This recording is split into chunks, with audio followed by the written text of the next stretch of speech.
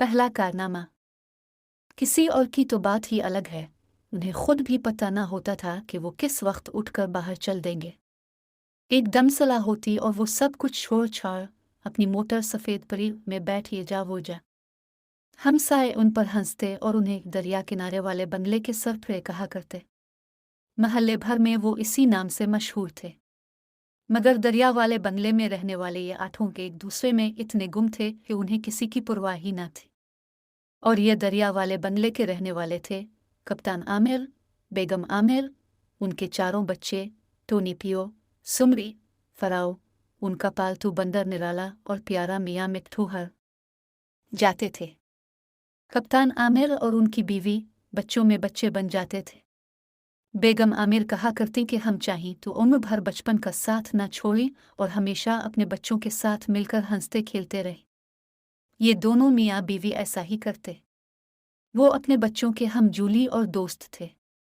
बच्चों को कुछ पता न होता कि कब उनके अबू अखबार को दूर फेंकते हुए उठ खड़े होंगे और कहेंगे, चलो भट्टी, कहीं घूमने चली। ये सुनकर बच्चे झट उठ खड़े होते।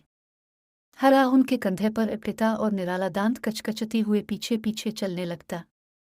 कप्तान आमिर इन सब को सफ़ेद परी में सवार करके चल पड़ते। एक दिन सुबह को नाश्ते के बाद कप्तान साहिब बच्चों को लेकर बाहर लान में इपटे और उनको अपना एक कारनामा सुनाने लगे कि कैसे उन्होंने हिंदुस्तान के घने जंगलों में एक पुराने मंदिर का खोज लगाया और वहाँ एक जंगली कबीले में घर गए। वो जंगलियों की ज़ुबान नहीं समझते थे, ना जंगली उनकी ज़ुबान समझते थे। वो बड़ी मुश्किल से उनके हाथों बचकर भागे। अबू, आप उनसे बचकर कैसे भागे? टोनी ने हैरान होकर पूछा। 10 साल का टोनी 3 बच्चों का भाईजान था, इसीलिए वो अपने आप को बड़ा समझता था। उसने एक दरख्त के ऊपर लकड़ी का छोटा सा घर बना रखा था और अपने खाली वक्त में इसी के अंदर बैठकर पढ़ा करता था। बस किसी न किसी तरह भाग ही गए। अबू ने किया, मगर कैसे? ना तो आपको रास्ता मालूम था, ना आप उनकी बात समझते थे। टोनी आंखें फाड़े बाप की तरफ देख रहा था। अगर तुम्हारी आंखें खुली और होश ठिकाने हो तो सब कुछ हो सकता है, अबू ने हंसकर जवाब दिया। मेरी समझ में तो कुछ नहीं आया।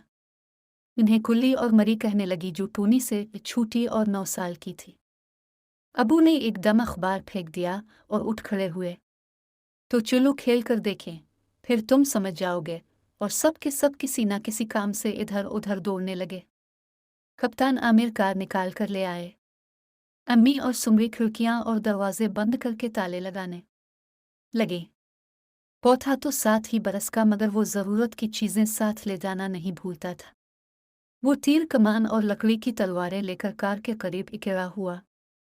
टोनी दौड़ा दौड़ा गया और अपने दरख्त पर से सीढ़ी हटा आया कि कोई ऊपर ना चढ़ जाए। फराओ, जो सिर्फ 6 साल की थी, एक बड़े से लिफाफे में मक्खन लगे टोस्ट, बंद और सेब ठूंस कर ले आए। इसीलिए तो अम्मी कहती थी कि खाने पीने की फिक्र जैसी फरी को होती है, दुनिया भर में और किसी को नहीं होती। बच्चों की भाग दौड़ से निराला भी समझ जाता था कि कोई नई बात होने वाली है। वो कुलकारियां मारता हुआ हर एक के पैरों में उलझ रहा था। हरा सब पहले ओढ़कर कार के ऊपर बैठ गया था और आने जाने वाले से कह रहा था, पकड़ो इसे, जाने ना आए। कभी कहकहा लगाकर कहता, बड़ा सुहाना समा है।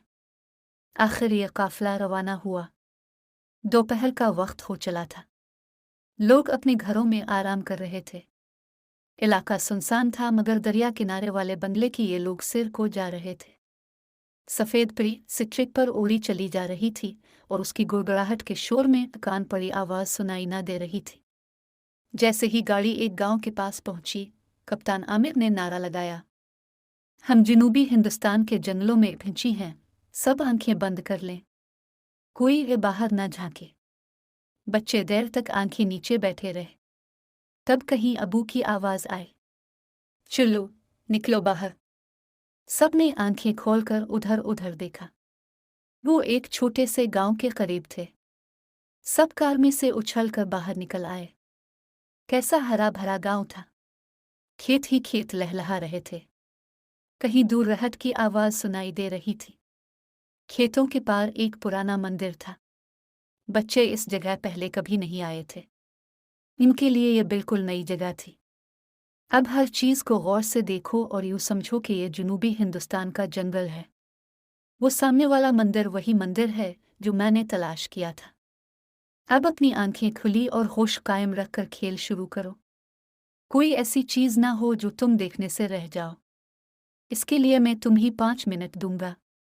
5 मिनट में बच्चों ने अर्ध गिर्द की सारी चीज़ें देख लें और फिर कार में आकर बैठ गए। चलने से पहले कप्तान साहब ने उन्हें दोबारा आंखें बंद करने को कहा और जब बच्चों ने आंखें बंद कर लें तो उन्होंने कार चला दी। अब की सफ़ेद पे रुकी तो वो गांव के आखिरी किनारे पर एक ऊंचे से टीले के पीछे उतरे। यहाँ एक छोटा सा जंगल था। अब मैं और तुम्हारी उम्मी दूसरे रास्ते से इस पुराने मंदिर के पास जाकर तुम्हारा इंतजार करते हैं। यूँ समझो कि तुम इस मंदिर का खोज लगाने के लिए इस जंगल में आए हो। तुम इस इलाके के लोगों की ज़बान नहीं जानते, इसलिए जो कोई भी रास्ते में मिले इससे बात ना करना। बस अपनी आंखें खुली रखो और जो चीज़ें पहले देख चुके हो उनकी मदद से मंदिर तक पहुंचो। अगर तुम आध घंटे में वहां पहुंच गए तो हम तुम्हें कल चिड़ियाघर ले चलेंगे। बच्चे खुशी से तालियां बजाने लगे। अच्छा, खुदा हाफिज, माँ और बाप ने हंसते हुए कहा और बच्चों को जंगल के किनारे छोड़कर चले गए। बच्चे आपस में मशवरा करने लगे कि कौन सा रास्ता उन्हें मंदिर की तरफ ले जाएगा। आंखें बंद होने की वजह से वो देख ना सके थे कि मोटर किस तरफ गई है। चारों कुछ देर हैरान खड़े आजार जंगल में इधर उधर देखते रहे मगर उन्हें कोई निशान ऐसा नजर ना आया जो उनकी मदद करता। पौने उधर उधर निगाह दौड़ाई और बोला, ठीक है, हमें इस तरफ जाना चाहिए। जब हम मंदिर के करीब उतरे थे तो दूर से मुझे ये टीला नजर आया था। तो चलो इसी रास्ते से चली, टोनी कहने लगा और वो चल पड़े। खजूर के दरख्तों का बड़ा सा झुंड मैंने पुराने मंदिर के करीब देखा था। हम ठीक रास्ते पर जा रहे हैं, पौने कुछ दूर चलने के बाद कहा। इसीलिए तो अबू ने कहा था कि आंखें खुली रखना। हम में से सिर्फ पेवी ने आंखें खुली रखी। सुमरी हंस कर कहने लगी। वो जंगल के झाड़ जैनकार में उलझते हुए चले जा रहे थे कि यकाएक टोनी चलाया हो। वो दरख्तों का झुंड तो अब नजर नहीं आता। कहीं हम भटक तो नहीं गए। पौसर खुजाकर कुछ सोचने लगा। फिर बोला, तुम दरख्त पर चढ़ सकते हो। ऊपर चढ़कर इन दरख्तों को ढूंढो, वरना हम भटक जाएंगे। टोनी झट एक ऊंचे से दरख्त पर चढ़ गया। दाएं हाथ की तरफ इसे वो झुंड नजर आया जिसके पीछे से मंदिर का कलश झांक रहा था। मुझे यहाँ से एक पगडंडी नजर आ रही है जिससे हम मंदिर तक पहुंच जाएंगे। टोनी ने दरख्त पर से आवाज लगाई और जल्दी जल्दी नीचे उतर आया। इस तरफ से हम जंगल से बाहर निकली तो हरे भरे खेतों के बीचों बीच रास्ता जाता है, टोनी ने बताया और वो जंगल से निकलने के लिए दाएं हाथ को मोड़ गए। थोड़ी दूर गए होंगे कि सामने एक बहुत बड़ा जोहर आ गया। इसके अर्ध गिर्द घनी झाड़ियां थीं। अरे, ये क्या? टोनी एकदम चलाया और गीली मिट्टी में एक बहुत बड़े पीर का निशान दिखाने लगा। ये ताज़ा निशान है, जरूर अभी अभी कोई इस तरफ गया है। पौ कहने लगा, कोई जंगली यहाँ आसपास मौजूद है। टोनी ने आवाज दबाकर कहा। फिर क्या करें? लड़कियां डर कर पूछने लगे, यहाँ कोई पक नकमीना कर गया है? तुम तो वैसे ही डर रहे हो। ये देखो, आधा खाया हुआ समोसा जमीन पर पड़ा है। सुमरी ने कहा। इस समोसे को उठाकर पानी में फेंक दो सुमरी। इस मद्यदी फ्राओ का कुछ भरोसा नहीं। क्या पत्ता, उठाकर खा ही ले। टोनी कहने लगा। वाह, मैं ऐसी गंदी बच्ची तो नहीं कि जमीन की चीज उठाकर खाने लगूं। फराओ हमारे शर्म के रोने के करीब हो गई। सुमरी ने इसे प्यार किया और बोली, हमारी नन्नी कल भी ऐसी गंदी हरकत नहीं कर सकती। जोहर से हटकर वो आगे बढ़े। घनी झाड़ियों में उलझते हुए चले जा रहे थे कि एकदम एक बड़ी सी झाड़ी के पीछे से एक आदमी लपक कर उनके सामने आ गया। हाय, जंगली, टोनी ने घबरा कर कहा। ये एक लंबा तड़ंगा आदमी था। इसके कंधे पर बंदूक लटक रही थी। कहाँ जा रहे हो तुम लोग? इस आदमी ने डांट कर पूछा। पौने तीर कमान संभाला और कुछ दूर जा खड़ा हुआ। किसी ने इसकी बात का जवाब न। सबको अबू की बात याद थी कि बोलना मत। वो यूं जाहिर कर रहे थे जैसे इसकी जुबान नहीं समझते। बोलते क्यों नहीं? उसने जोर से पूछा। बच्चे फिर भी ना बोले। क्या गूंगे हो तुम सब के सब? इसने चीख कर कहा और फिर एक कंकरी उठाकर पौ की तरफ फेंकी जो कमान में तीर जोड़ रहा था।